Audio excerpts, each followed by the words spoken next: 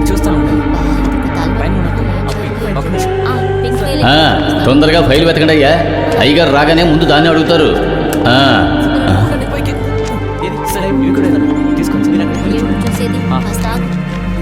Sir ఏంటమ్మా, ఏంటి ఇక్కడికి వచ్చావు? ఇవేనా సార్? సార్ మీరందరూ చూడండి. నిన్నే కదమ్మా అడుగుతున్నాను.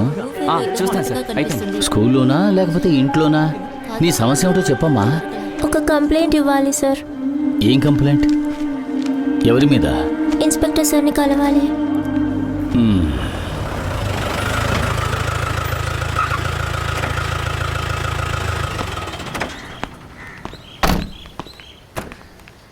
విక్రమ్ సార్, మధువే కదా? అవును సార్. సార్ మీరెప్పుడు ఈ స్టేషన్కి వచ్చారు? 3 రోజులైంది.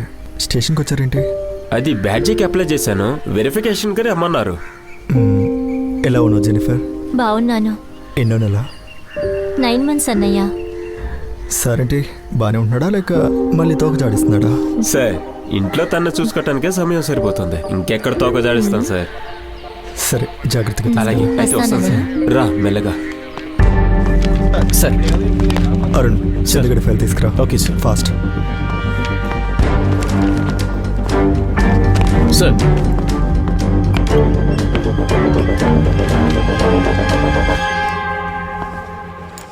మణిగారు సందీప్ని పంపండి. సందీప్, నిన్ను అయ్యగారు పిలుస్తున్నారు, వెళ్ళు. సరే సార్.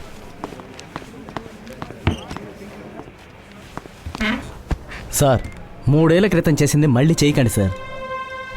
చెప్పండి సందీప్, ఆ రోజు ఏం జరిగింది? ఆ రోజు వర్షం కురిసేలా ఉండింది సార్.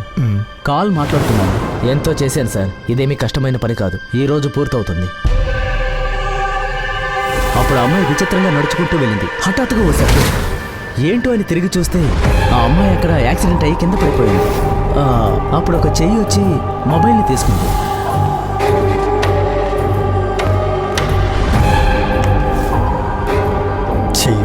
చెయ్యి వచ్చిందనే 3 సంవత్సరాల క్రితం చెప్పాను. ఇప్పుడు అదే చెప్తున్నాను సార్. ఓకే సార్, నేను బయలుదేరుతాను.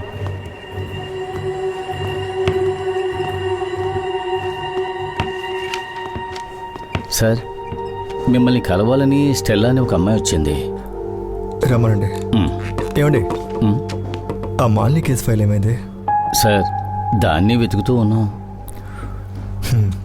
సరే తొందరగా వెతకండి.